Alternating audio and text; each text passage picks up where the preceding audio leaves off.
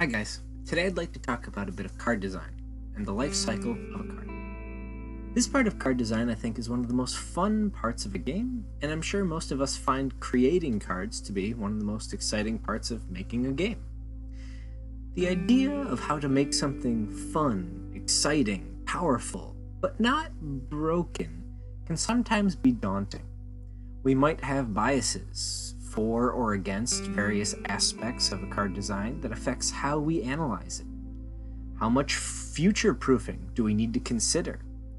Is a card fulfilling a specific need for the game, answering an already established problem, or creating something new?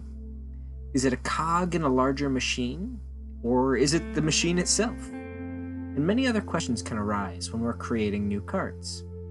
So today, I'd like to talk about the design of a single card in the upcoming Gamma release of Tenchoku. This card was particularly interesting for me, as I kept adjusting it for months to find something that I was happy with.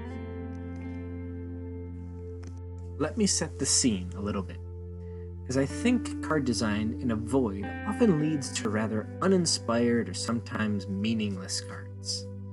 I had just reworked an entire archetype that I was unhappy with. Enchanters had been giving me many problems through thematic issues, the strength of the cards, and even the complexity. So to ease my stress through all this, I considered making a sixth archetype. Beta had originally had 6, but Divine and Fabled filled a unique role as support for the others, while also being a small flavor on its own. In this archetype that I was creating, I wanted to bring a counterpart to Beta's Divine archetype.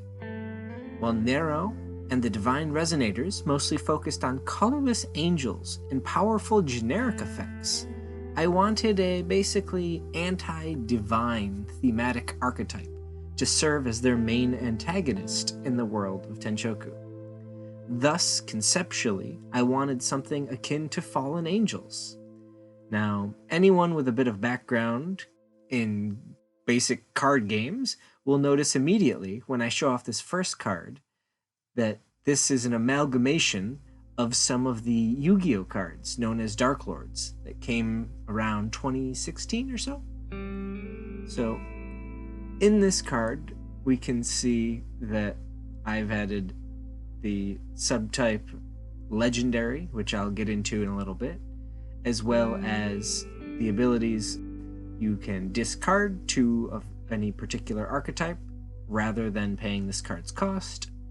Discarding this card and another of its archetype would draw 2, essentially letting you filter, and it would have the shuffle effect. I was a big fan of paying life mechanics to do something with spells, and I had introduced it in beta as well with my 2 Saya bosses. So, in this original version, I had simply mashed a bunch of ideas together.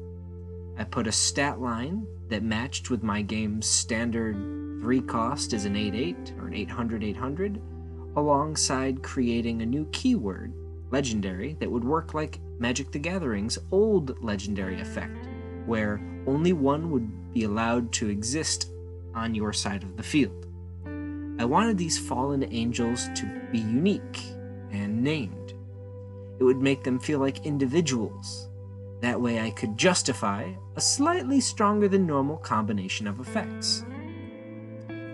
Another general consideration I had at the time was creating multiple game styles, something I think is important in a game, so that depending on the type of player, there are some established basic concepts that can be built upon. For example, my enchanters were a 5-color deck that could bypass color restrictions with their ruler. The biolabs were you could banish your own resonators to get stronger. Shinobi, which were essentially a weenie rush, or think in Magic, a white weenie rush type archetype. We had Quantum, which was similar to a spell spam deck, and then Obscurus, which was a standby-based theme. So I hadn't really played around with a graveyard theme archetype in this set. In set 1, I had Self Mill with Keepers, and opponent mill with Phantom, and so I was hesitant to do more of the same with set 2.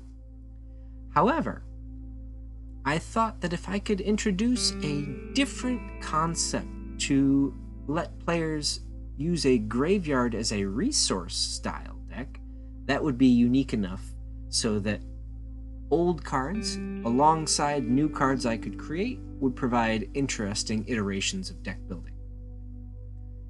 After fleshing out the archetype a bit more, I decided that this card would be turned into the engine of the deck. I had made it represent all 3 colors that the archetype would focus on, and I realized that I could address life issues in other ways, so I increased the payment to make up for the fact that it wasn't targeting, and that it could be used on either player's turn. This version was incredibly versatile for the deck. However, I started to feel like the double discard was maybe a little bit too much. I wanted to spread the effects out over multiple cards, and what I mean by double discard is it has a cost reduction effect, essentially making it you can discard cards to play it, or you could discard it to the graveyard to draw cards. So it was a never dead card. It was always live. And when it was in play, it would also use the cards that were in the graveyard. So, incredibly versatile. From there, I adjusted it slightly to this new version. And this is probably the most broken version of this card. It was essentially a 1-card combo that could always establish a board by itself. Its enter effect fixed any missing piece of the combo and put it wherever you needed it to be. It didn't take my test games to realize that this was going to be a bit over-centralizing. I wanted to make it an engine, but I didn't want the engine to be able to get its own gas. In addition, while having 1,000 life payments, 25% of the starting user's life was a lot, the board that this card could generate by itself was easily worth the risk, and thus the risk versus reward factor was far too heavily weighed towards reward. So then, I modified the card slightly. In turn, I adjusted the stat line, weakening the card a bit, while also nerfing its search effect to only put things into the graveyard. As a trade-off, I slightly decreased the overall payment to be 20% of the user's life rather than 25%. A small but noticeable difference, allowing for additional activations before I, the user, would die, or the card itself would die. And so, as things continued, I eventually realized as well that the effect of searching through the deck to put things into the graveyard was incredibly powerful. And so putting it on this card in general was a dangerous option. It was at this point, after the testing, that I felt as the search effect just could not be on the card, and I would resort keeping it to just as a draw engine. I backpedaled on many of my earlier changes, and I was still working my way around the other support cards in this now named Fallen archetype, and I thought I would use Eve as my baseline for the rest of the archetype. I still wanted her to be the focus, and I wanted her to feel like she was important when she came into play. But we have an entire archetype based on kind of all-stars, and I didn't want it to result in boring gameplay, where the opening hand, or rather the opening turn, had too much consistency. And so, again, I teetered with various options. I brought back some of the discard effects of reducing the cost to put her into play, but also giving her the tutor effect into the graveyard. I played around more and more, and I kept going back and forth. What was too strong? What was not strong enough? Eventually, as I approached the final play testings, I finally admitted that the card was just doing too much and it was over-centralizing the entire game. All the playtesting essentially revolved around get this card as fast as you can, get it in play, and then you can develop from there. I didn't like that idea. I wanted to make cards that could fit into a wider range of decks, and something that I've often disliked is when designers make it too difficult to combine various cards. Of course, it can also be used meaningfully to restrict the power level of cards, but if overdone, it can feel a bit too predetermined. I didn't want it to feel like I was building the decks for you. Yes, of course, Tenshoku can be played simply by just putting all of the same archetypes together, but I wanted to make it so that if you wanted to do more than that, you could. Thus, I removed the clause of discarding cards to reduce the cost. I removed the restriction of fallen-only cards, so any deck could potentially run Eve if they had the right colors. Although, of course, it would be much more difficult outside of a dedicated Fallen build.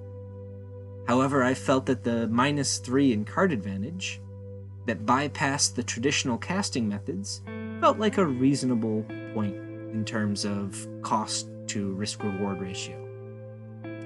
I have a similar precedent in beta for something similar regarding discarding 3 cards to put a card into play.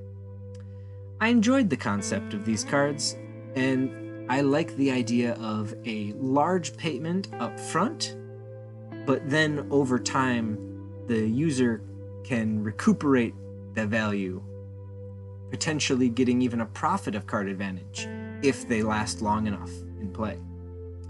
I felt like this power level suited not just the game, but the archetype much better than previously, and it no longer felt as centralized as before. Now, maybe it wasn't as exciting or powerful not having an enter effect, but it felt more like a card that could be used, it would be effective, but not necessarily mandatory to get to where you needed to in the game. And again, one of the things was, if you recall on the first iteration, if you wanted to play with a Unga Bunga playstyle, going all in, you could with the name. Or if you wanted to go with a strong, slow control option, you could play it as a regular 3-cost card as well. Anyways, guys, that's all for now. I thought it would be fun today to talk about the brief history of one of the new cards in Gamma, and arguably one of my favorites. Fallen are going to be strong for sure as an archetype, but they will have to fight against many new decks that people can put together. And I will tell you from testing, there's some serious hate that can be put up against them. I wanted them to feel like a boss deck, and they are. They are one of the major threats to the world of Tenshoku as I go through this story that I haven't started telling yet. I'm sure many of you will have your own experiences in your own games as you develop more cards. Remember, playtesting is important, but game feel and good intuition are just as important. Make cards that allow your users to have unique lines of play in multiple viable options. It's incredibly important. We card game players are very fickle, and we like a certain amount of randomness, a certain amount of decision-making, and creative flexibility. It's your job as the designer to find that happy medium, finding what is exciting and strong, but also interesting and unpredictable. You don't want to leave infinites or things that truly break the game in, unless that's something that your game wants to have. But you also want to leave a certain amount of powerful plays and things that can make it feel like you can come back inside your game. I always test for the broken stuff, but I generally skip over optimization. I think that's something that players will always do better than designers. With that, I look forward to seeing everyone's creations with both Tenshoku and in their own games in the future. See you next time, guys.